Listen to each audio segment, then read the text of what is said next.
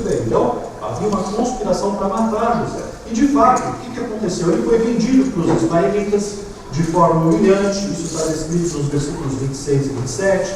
Depois foi vendido para os egípcios, continuou como um excelente trabalhador, independentemente do que tinha acontecido para ele, que não era culpa dele, da conspiração contra ele de morte, da maneira humilhante que ele tinha sido vendido.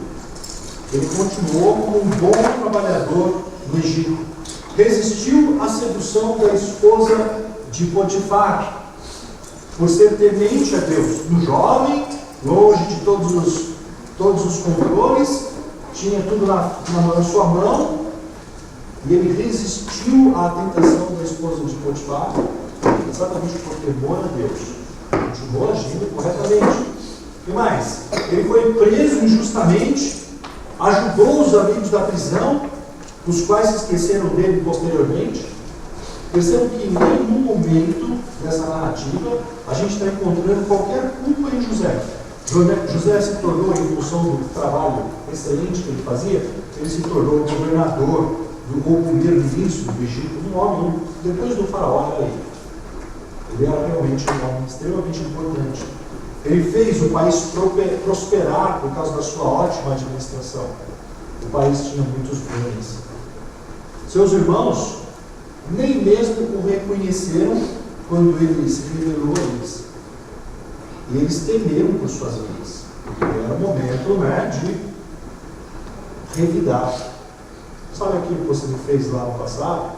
Agora vocês estão nas minhas mãos. Eles temeram pelas suas próprias vidas. Mas novamente José agiu de maneira boa ou ruim? De maneira boa. Ele sofreu afastamento, ele sofreu humilhação, ele sofreu tudo, mas estava reagindo de maneira boa, independentemente do que tinham feito para ele no passado, inocente. José novamente mostrou seu caráter e confiança em Deus. Vamos ver no capítulo 45 de Gênesis, versos 4 a 8.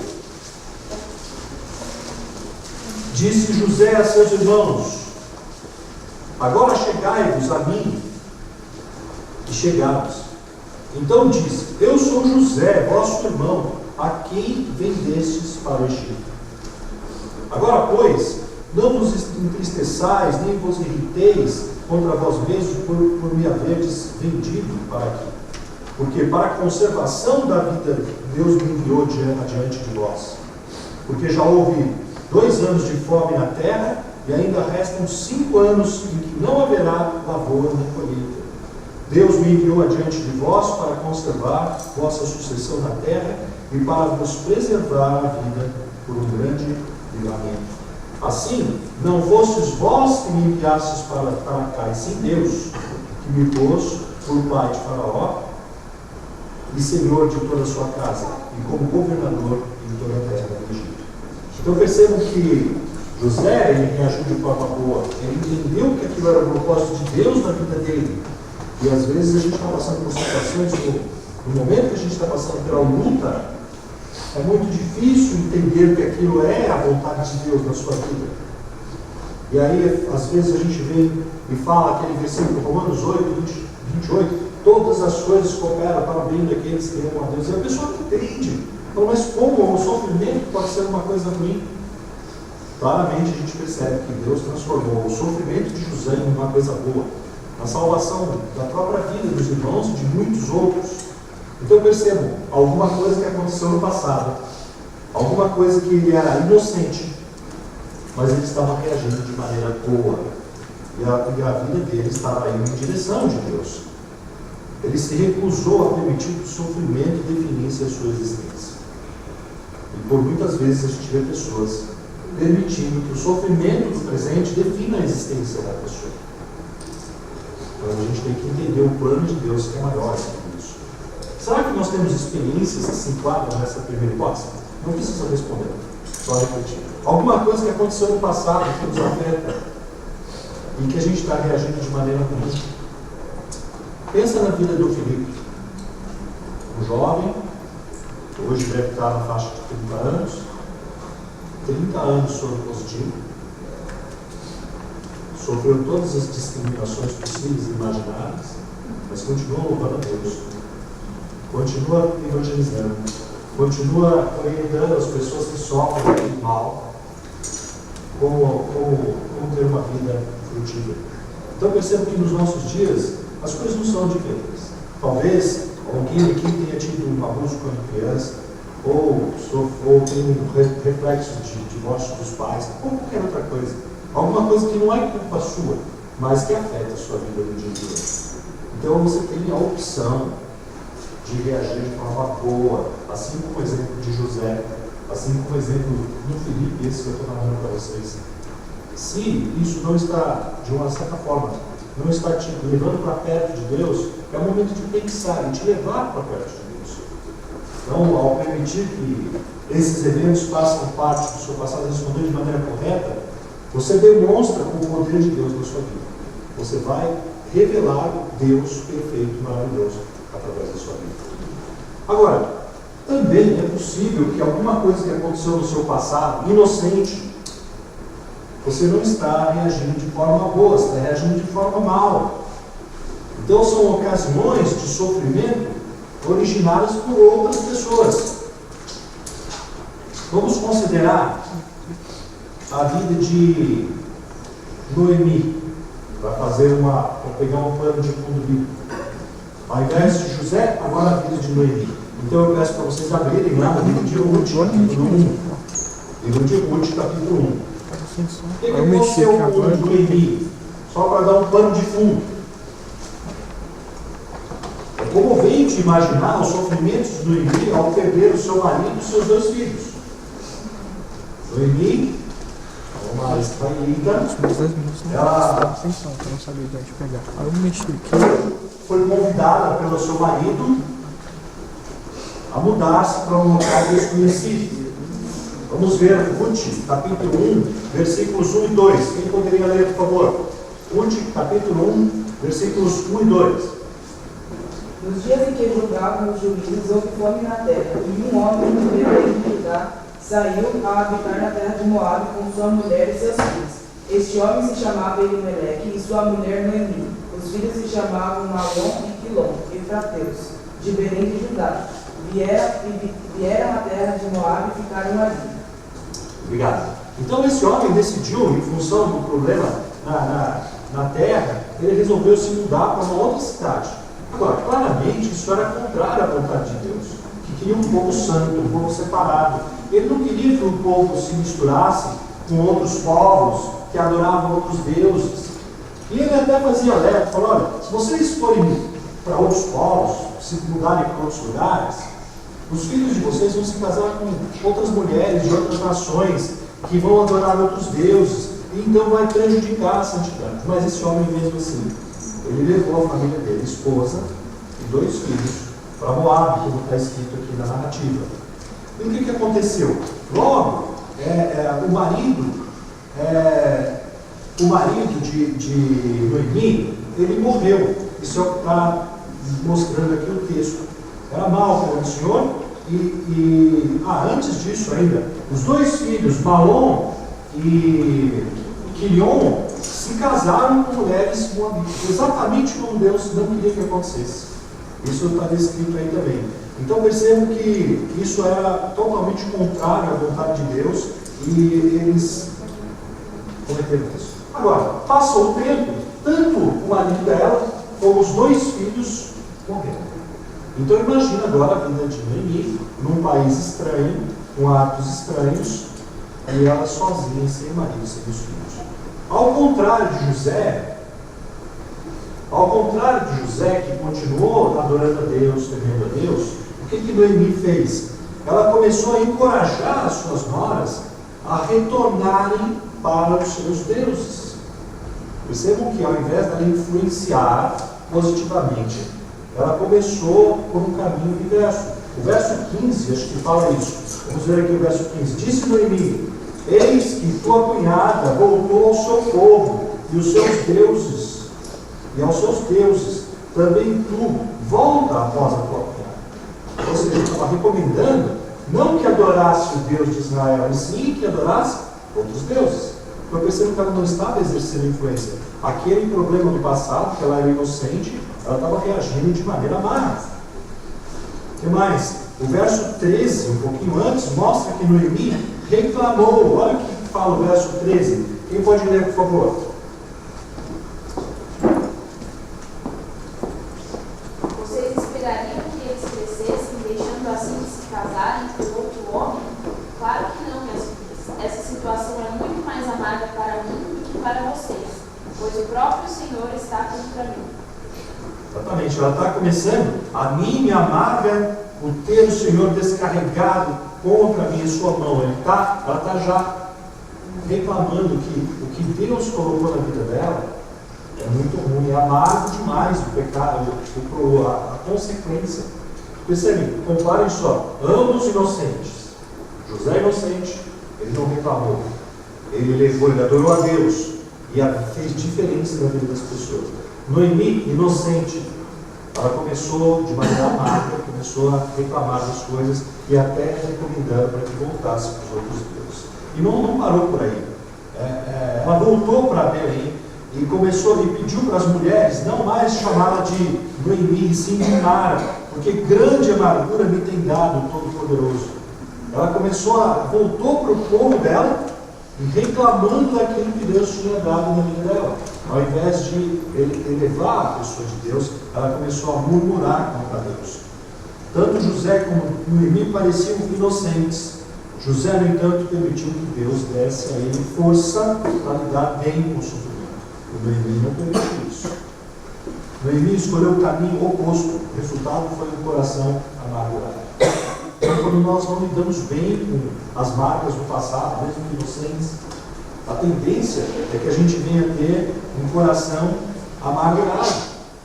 A gente começa a ter murmura, começa a reclamar de tudo, começa a colocar culpa em outras pessoas e deixa de refletir a pessoa de Deus através das nossas vidas. Então percebam, a proximidade com Deus permitiu que José respondesse bem em relação à situação. Não é que as circunstâncias são todas boas. Às vezes não são boas. Talvez você enfrente essa situação. Eu não conheço a vida particular de cada um de vocês, mas certamente existem marcas que vocês podem ter trazido. Alguns talvez nem pensem nisso. Glória a Deus por isso. Não fiquem sofrendo por causa disso. Outros talvez lutam muito. Então o desafio é que para que vocês, se tiverem alguma coisa do presente que é fruto do passado, que não foi culpa de vocês, a proximidade de Deus vai permitir que você encare essa situação de forma boa e vai influenciar a vida de pessoas através da testemunha de vocês. Agora vamos pensar ao contrário. Vamos pensar quando você é culpado de alguma coisa que aconteceu no passado. Então, talvez você, por andar em más companhias, ou por fazer uso de droga ou álcool, questões ligadas à parte sexual, fornicação, ou seja, relacionamento, qualquer tipo de envolvimento sexual fora do casamento, adultério, pornografia, ofensa pessoal e uma série de coisas. Eu nem quero pensar em coisas mais graves, do tipo homicídio. Já imaginaram uma coisa dessa? Uma pessoa que matou uma outra pessoa e ela traz consigo essa culpa? Uma coisa muito terrível. Agora, como também são coisas do passado, só que a diferença é que agora nós somos os culpados por isso, e que a questão, como nós vamos reagir com relação a isso? Então eu quero, da mesma maneira, eu quero usar dois personagens bíblicos que foram culpados no passado e que um reagiu de forma boa e o outro reagiu de forma má. Então vamos usar para primeiro exemplo, vamos considerar a vida de Pedro, tá? E vamos usar aqui Lucas capítulo 22. Vamos abrir lá para Lucas capítulo 22.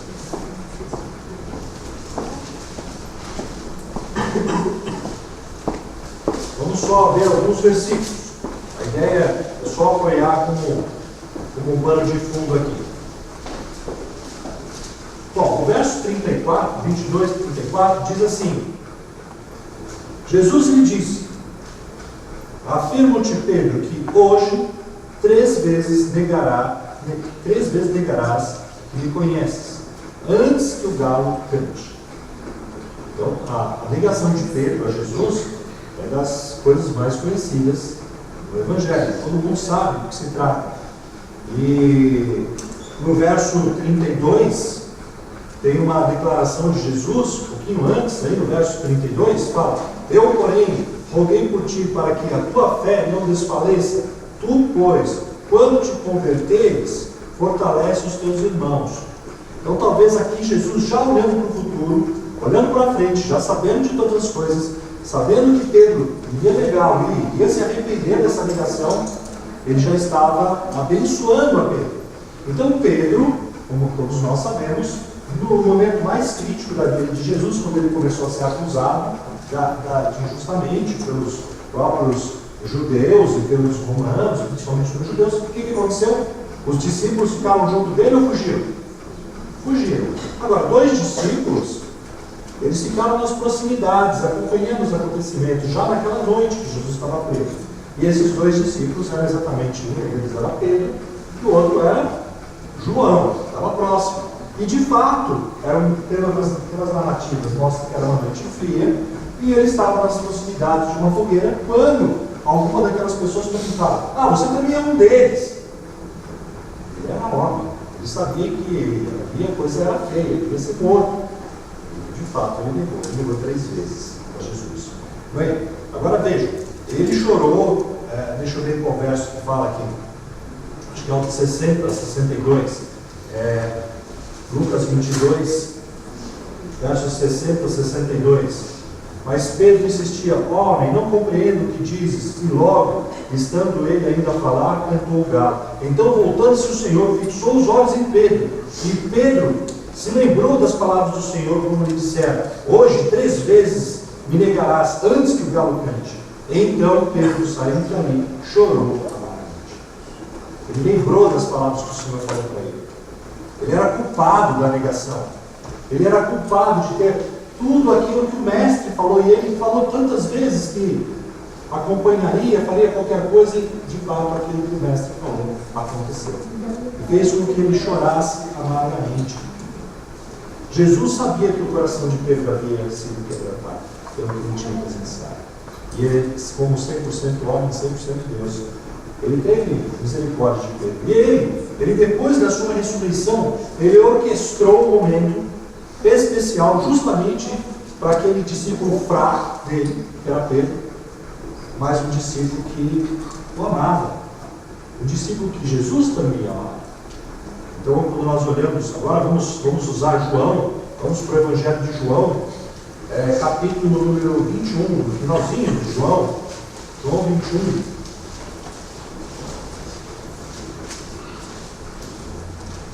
João 21, vamos ler os versos 6 e 7, que diz assim: então lhe disse: lançai a rede à direita do barco e achareis. Assim fizeram, e já não podiam mais puxar a rede, pois grande era a quantidade de peixes. Aquele discípulo a quem Jesus amava disse a Pedro: é o Senhor. Simão Pedro, ouvindo que era o Senhor, cingiu-se com sua veste, porque se havia despido e lançou-se ao mar. Então, aquele discípulo, Pedro, que havia negado o Senhor 3 vezes, ele estava tendo uma nova oportunidade de reafirmar o seu amor a Jesus. Então, ele, ao perceber que aquele homem, depois de uma noite inteira de pescaria e não ter pescado nada, o fato de ter mandado jogar a rede naquele lugar só podia ser o Senhor. E quando ele percebeu que era o Senhor, até curioso, cingiu-se, colocou alguma coisa no corpo e lançou-se ao mar. Se nós pensarmos lá no Éden, quando o homem pecou e percebeu que havia pecado, qual foi a primeira coisa que ele fez? Ao perceber, cingiu-se, cobriu-se. E Pedro, da mesma maneira, ele arrependeu-se, ele teve uma nova oportunidade de recuperar ali aquilo que ele havia feito. E Pedro reafirmou o seu amor a Jesus por 3 vezes, o mesmo número de vezes que ele havia negado. E Pedro lidou rapidamente com o problema que ele havia ocorrido no seu passado. Ele foi capaz de focar na tarefa que Jesus estava dando para ele e não colocando o foco no problema. Percebem aqui? Ao invés de colocar o foco no problema de ter negado Cristo 3 vezes, ele colocou o foco, ele se arrependeu, ele chorou, voltou atrás, começou a colocar o foco na tarefa que Deus estava dando para ele para o futuro.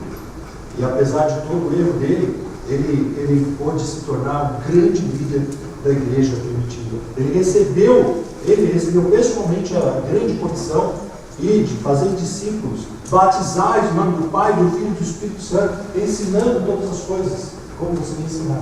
E ainda foi um grande líder da igreja primitiva. Um homem que negou o Senhor 3 vezes. Ele não ficou focado no erro dele do passado. Agora, e nós? Será que nós falhamos em alguma coisa? Ou nós podemos falhar e continuar no nosso problema, repetindo muitas vezes, focando na punição que nós vamos receber, ao invés de nos arrependermos e continuarmos o trabalho que Deus tem para as nossas vidas? O que nós vamos optar? Nos aproximar de Deus e dar continuidade? Ou nós vamos, como Pedro está fazendo, ou a gente vai focar no erro, no pecado e vai paralisar as nossas vidas? Então, quando nós somos os culpados de alguma coisa que aconteceu no passado, o desafio grande fica nos arrependermos, rapidamente corrigirmos o erro e rumarmos para o futuro naquilo que Deus tem preparado para nós. Às vezes, pessoas podem ficar preocupadas pelo fato de alguém poder descobrir suas falhas, evitam oportunidades de conhecer outras pessoas, ficam se esquivando dentro das igrejas, porque as pessoas não querem que descubram quem ela foi no passado, ao invés de terem uma identidade verdadeira diante de Deus. Deus não quer pessoas que não tiveram nenhum pecado, porque todos nós pecamos. Ele quer pessoas arrependidas e que, de fato, respondam positivamente àquilo que Ele tem preparado para nós. Então, se nós somos culpados de alguma coisa, e se não preciso nem, se nós fizermos uma análise bem honesta, quem não cometeu pecados que prejudicou outras pessoas? Às vezes uma fofoca, às vezes uma mentira, às vezes uma intriga, às vezes uma coisa mais grave qualquer que a gente pode ter cometido. Ofendido uma pessoa, se envolvido de maneira inadequada. O que a gente vai ficar fazendo? A gente vai ficar focado nisso ou andar com uma cultura?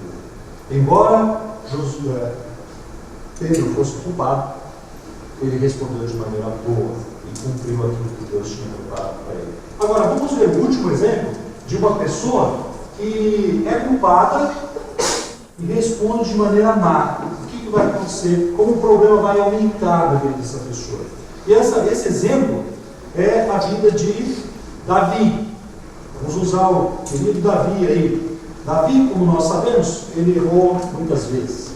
Nós vamos considerar o problema dele ao avaliar o pecado dele com Batseba, em relação a Batseba. Num dia muito quente, eu nem vou falar para vocês abrirem lá, a narrativa está em 2 Samuel, capítulo 11. Mas num dia muito quente, Davi andava no terraço e viu no outro terraço a esposa de um dos seus generais se banhando. Agora, não vamos entrar no mérito aqui, por que ela estava se banhando no terraço, e nem por que Davi estava no terraço. A verdade é que aquela situação aconteceu. Se Davi tivesse agido como José, ele teria fugido do pecado. Agora, o que José fez quando a esposa de Potifar deu em cima dele? Fugiu. O que Davi fez quando ele viu uma mulher banhando-se? Ele percebam? Culpado. Bem, o que mais? Ele, ao invés de fugir, ele chamou essa mulher, teve relação sexual com ela, e essa mulher engravidou, fruto dessa relação sexual. Culpado. Como resolveu o problema? Uma mulher grávida de um general seu que estava na batalha.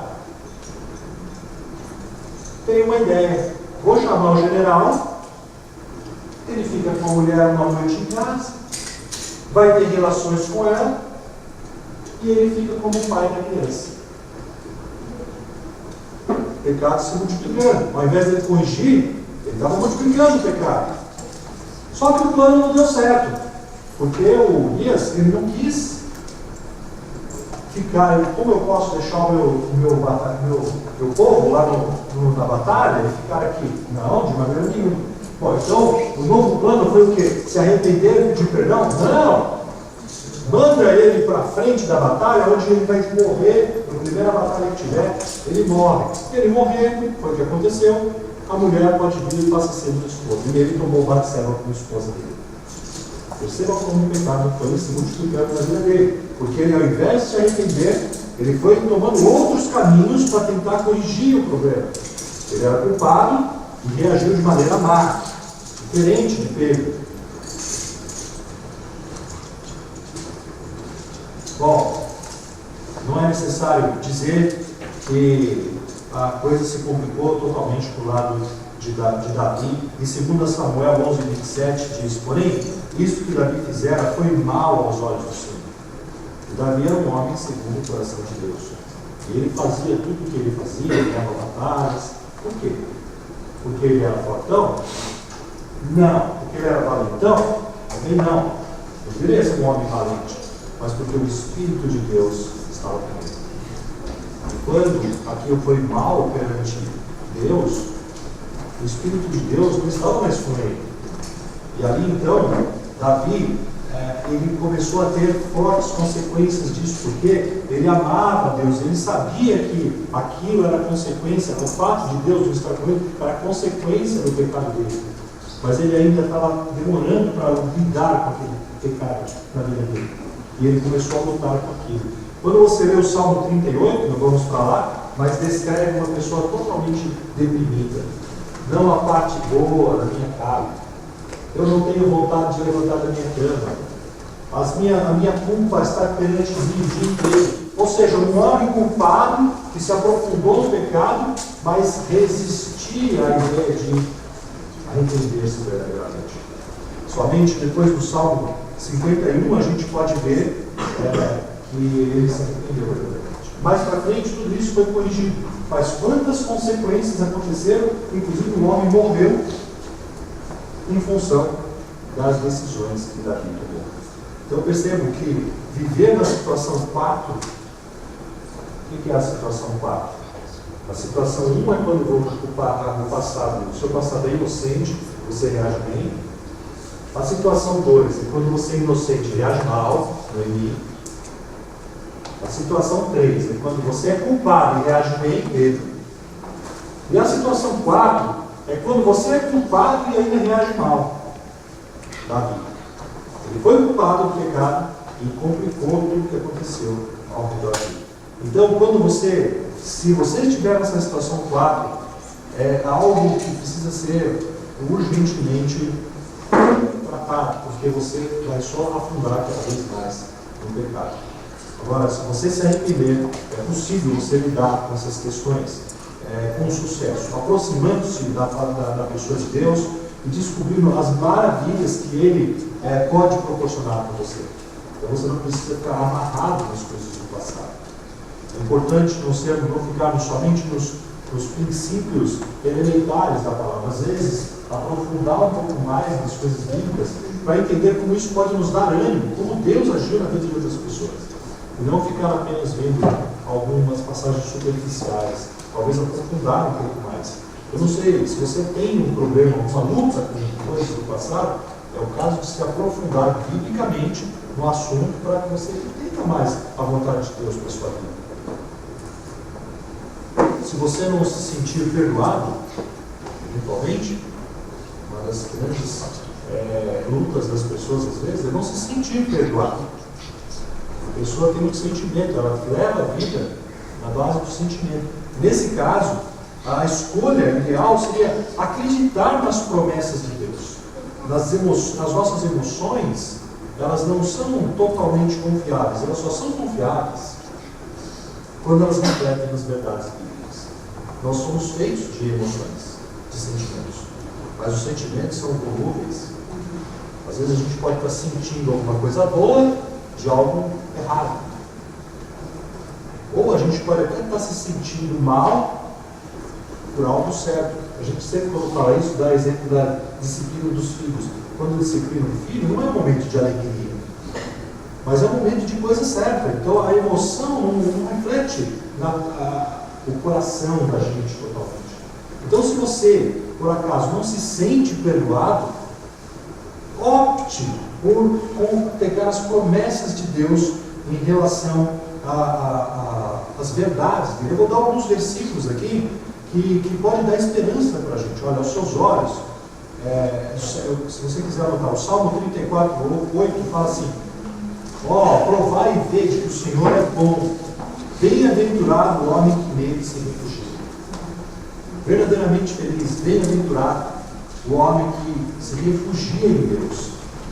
1 João 9, versículo bem conhecido: se confessarmos os nossos pecados, se nós concordarmos que aquele ato nosso é pecaminoso, Deus, Ele é fiel e justo para nos perdoar os pecados e nos purificar de toda injustiça. Então, se nós confessarmos para Deus o nosso pecado, Ele vai nos purificar. Deus não vai olhar mais para o homem, aquele que entrega a sua vida verdadeiramente para Cristo, não vai olhar para ele mais através do pecado dele, sim, totalmente transformado, purificado pelo sangue de Cristo. Então não é pelo seu pecado que Deus vai te olhar pelo sangue de Cristo. Malaquias 7,18 diz: quem, ó Deus, é semelhante a ti que perdoas a iniquidade e te esqueces da transgressão do restante da tua herança? Perdoa as iniquidades. Esse é o Deus que nós temos. O Salmo 119, 156: muitas, Senhor, são as tuas misericórdias, vivifica-me segundo os teus juízos. Só faz sentido falar de lidar biblicamente para quem? Para os cristãos. Só faz sentido de falar de Bíblia, de lidar biblicamente de alguma coisa, mesmo que seja um problema do passado, para cristãos. E eu não sei, eu conheço o coração de cada um de vocês. Eu não sei se aqui dentro ainda tem alguém que nunca fez uma decisão verdadeira para Cristo, entregando a sua vida para Cristo. Dizendo: Senhor, eu sou pecador, eu reconheço, eu entendi isso, mas a minha morada eterna ao lado de Deus não depende do meu pecado ou das coisas que eu posso fazer. Eu só tenho um caminho: entregar a minha vida a Cristo. E se você ainda não fez essa decisão, acho que é uma oportunidade para você fazer isso ainda hoje, essa noite. Você pode me procurar, pode procurar o pastor Diogo, pode procurar o Arthur, pode procurar outras pessoas que estão aqui ao seu lado e vão ter prazer de falar disso para você. Então eu queria, era isso, era o recado que eu tinha para vocês. Agradeço a paciência. Pensar quatro detalhes sobre o passado. Quando eu sou inocente, reajo bem. Quando eu sou inocente, reajo mal. Ou então, quando eu sou culpado, reajo bem. Quando eu sou culpado, reajo mal. É a proximidade de Deus que vai nos dar força para continuar nossa caminhada. Amém? Amém.